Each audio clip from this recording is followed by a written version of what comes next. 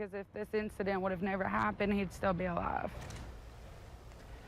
Well, 9 years, that's how long the sister has been waiting for justice, and now she'll have to wait another day. One of the men charged with injuring her brother at a developmental facility was supposed to be in court this morning, but it's now rescheduled.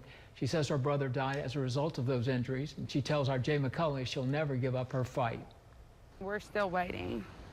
My biggest goal right now is just to get justice for him. For 9 years, Lillian Laraway has been fighting for her brother, Jordan Bryant. Back in 2016, 2 employees at Pinecrest Development Center in Pineville, Thaddeus Green and Andre Ford, were charged with cruelty to persons with infirmities. That means mistreatment of someone who is elderly or disabled. Due to the medical nature of the case, Pineville PD said they could not give more details about the incident. Laraway says her brother's neck was broken during the incident, leaving him paralyzed from the waist down. He was only 17 at the time. Pretty much, he wasn't supposed to make it. But Bryant did.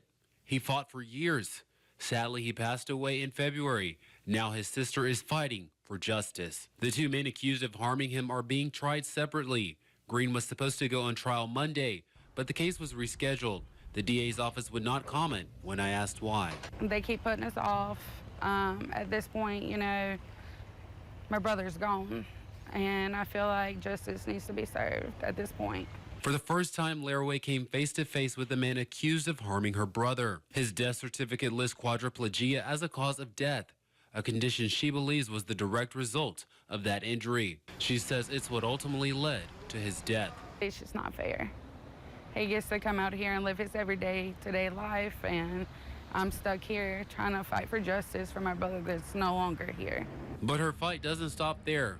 Another one of her brothers still lives at Pinecrest. She says she's working to remove him from the state-run facility that treats individuals with intellectual and developmental disabilities. I'm terrified. That's my biggest goal, too, is to get him out of there and get him somewhere I know he'll be safe. Laraway says she will keep showing up for every court date, holding on to the memories she has of her brother. Here's a character. Here's a little ball of energy, just goofy. I asked her what would she say to him today. I love you, and I'm fighting.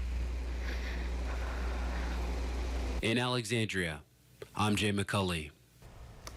And Jay reached out to Pinecrest for comment, but did not hear back at the time of this broadcast.